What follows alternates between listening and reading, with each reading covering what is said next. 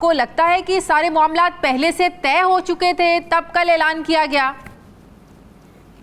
नहीं, जो है ये मुश्तरका मफादात कौंसिल का जो 5 अगस्त को इजलास हुआ और उसके फौरी तौर पर साबका वफाकी हुकूमत ने नोटिफिकेशन जारी कर दिया कि जनाब ये आपने हल्का बंदिया को उसके पहले उन्होंने ये आइन के आर्टिकल 51 का सब सेक्शन 5 के तहत उन्होंने नोटिफिकेशन कर दिया कि हमने हतमी जो है आपकी मर्दमशुमारी उसको हमने तस्लीम कर लिया, वो नोटिफाई कर दिया। जो ही उन्होंने हतमी मर्दमशुमारी नई मर्दमशुमारी को का नोटिफिकेशन किया, वो आर्टिकल 51 का सब सेक्शन 5 के तहत इलेक्शन कमीशन बाउंड हो गया कि वो नई हल्का बंदियों को नई हल्का बंदियां शुरू करे, क्योंकि नई मर्दमशुमारी के बाद नई हल्का बंदियां लाजमी अमल हो जाता है नोटिफिकेशन के बाद।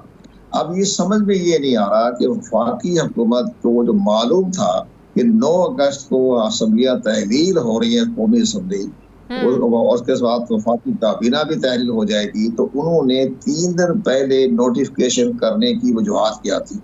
इसकी सबसे बड़ी जिम्मेदारी आयद होती है मुश्तरका मफादात कौंसिल में जो कोई तहफ़्फ़ुज़ात थे वो सिंध गवर्नमेंट को और बलूचिस्तान गवर्नमेंट को, पंजाब को कोई तहफ़्फ़ुज़ात नहीं थे, खैबर पख्तूनख्वा को कोई तहफ़्फ़ुज़ात नहीं थी। लेकिन अब ये समझ में नहीं आ रही थी कि जनाब मुराद अली शाह साहब ने जो सिंध हुकूमत के वज़ीर आला रहे हैं, उन्होंने इतराज क्यों नहीं किया कि आप 3 दिन पहले ये क्यों जारी कर रहे हैं मुश्तरका मफादात कौंसिल के तहत ये नोटिफिकेशन। अगर वो नोटिफिकेशन ना होता तो फिर इलेक्शन कमीशन ने ये बाकायदा सरकारी तौर पर ये बयान जारी कर दिया था कि हम 5 अगस्त 2022 की बुनियाद पर हल्का बंदियां हो चुकी हैं, उस पर हम इंतखाबात करवा देंगे। लेकिन वह इंतखाबात का जो मामला था वो अल्तमा में पड़ गया जब गवर्नमेंट ने अचानक नोटिफिकेशन कर दिया। तो ये जो पीपल्स पार्टी के रहनुमा जो आप बता रहे हैं कि ये इलेक्शन कमीशन के बारे में इतराज़ात कर रहे हैं, तो उन्हें अपने वज़ीर आला से पूछना चाहिए था कि आपने क्यों वहाँ दस्तखत किए मुश्तरका मफादात को, एतराज क्यों नहीं किया। एक बड़ी बात। अब साथ साथ अब इलेक्शन कमीशन मजबूर हो गया।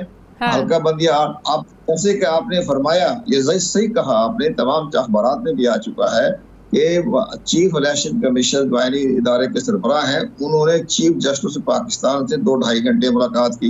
इतनी बड़ी मुलाकात, इतनी मशावरत, तो लाजमी बात है कि उन्होंने चीफ इलेक्शन कमिश्नर ने बताया होगा चीफ जस्टिस पाकिस्तान को कि जनाब ये आर्टिकल 51 का सब सेक्शन 5 के तहत हमें हल्का बंदी करानी पड़ेगी।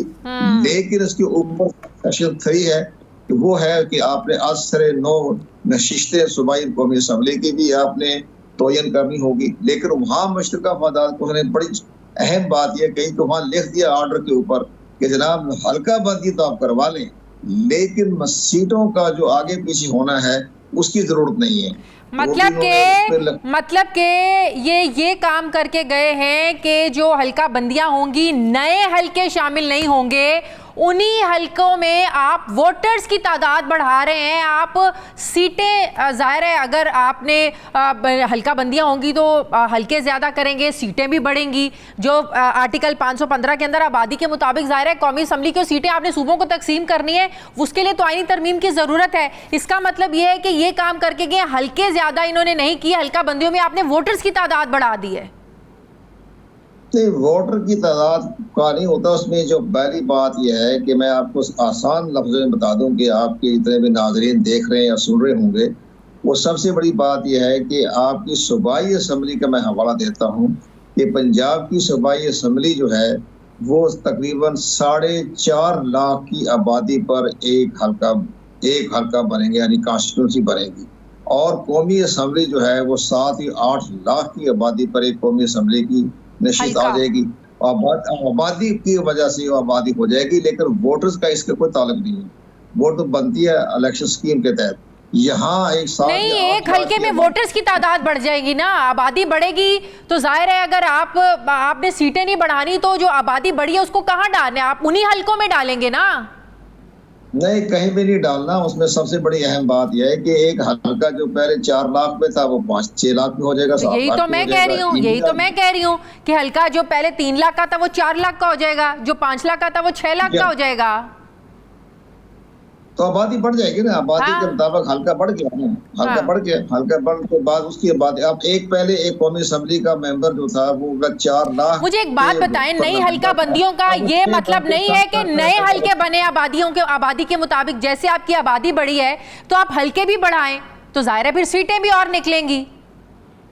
नहीं, सीटें नहीं निकली, सीटों का तो आइन में तो उसमें इजाजत नहीं मिलेगी ना, उसमें तो 2/3 मेजॉरिटी चाहिए। जब हाँ। आपको एक जो हमारा सेक्शन जो है आर्टिकल 106 के तहत तो बाकायदा चार्ट दे दिया गया है कि पंजाब की कौमी असम्बली की नशिस्तें 141 हैं। अब एक मुझे चीज बताएं कमर दिलशाद साहब, चीफ जस्टिस ऑफ पाकिस्तान से जाहिर है जिस तरह आप भी कह रहे हैं सारे मामला डिस्कस हुए होंगे 2-2.5 घंटों की मुलाकात में।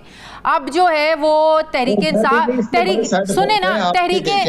इंसाफ सुप्रीम कोर्ट जाने का, तहरीक इंसाफ इलेक्शन कमीशन का जो ऐलान है हल्का बंदियों के हवाले से, इसके खिलाफ सुप्रीम कोर्ट जाने का फैसला वो लोग कर रहे हैं, वो सुप्रीम कोर्ट जा रहे हैं इसके खिलाफ।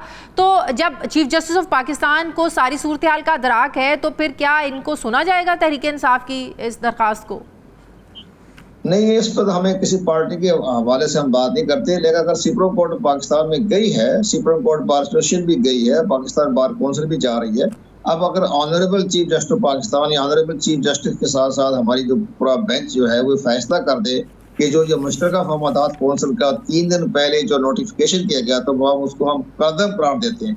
अगर वो नोटिफिकेशन कदम करार दे देते हैं तो पुरानी हल्का बंदी पे इंतखाब हो जाएंगे 90 दिन में, सारे मामले तय हो मुझे एक और चीज बताएं कमर दिलशाद साहब, सेनेट में एक मुतफ़क्का चंद रोज पहले सेनेट में एक मुतफ़क्का करारदाद मंजूर की गई जिसमें अपोजिशन गवर्नमेंट दोनों शामिल थे।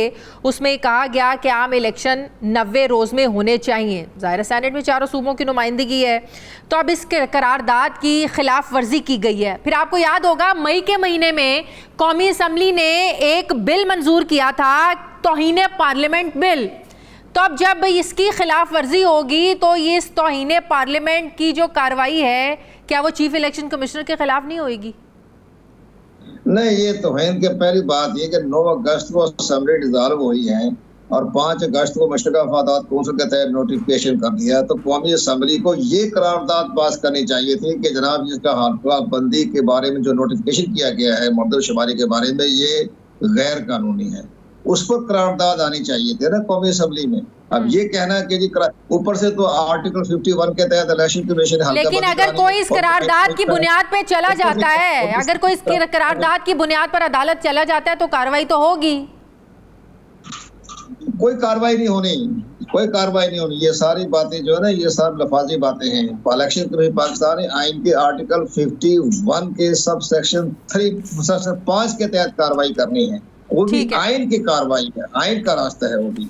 और उसके बाद 224 के तहत 90 दिन की, दोनों आइन साथ साथ मतवाज़िन जा रहे हैं। इन हालात को देखते हमें ये नजर आ रहा है कि ये इलेक्शन। एक और बड़ी बात है, अभी तो आपने एक हल्का बंदी की जिक्र किया है शादिया, इसके जब ये हल्का बंदियां हो जाएंगी किसी को ज़हन में बात नहीं है, फिर दोबारा असरे 9 इंतखाबी फरिश्तों की इंतज़ारी होनी है। ये भी कानून का हिस्सा है। तो ये तो जनाब हमारा तो सबसे बड़ा सबसे बड़ी अहम बात है कि उसके बाद तो इंतखाबी फरिश्तों को निगरानी भी करनी पड़ेगी।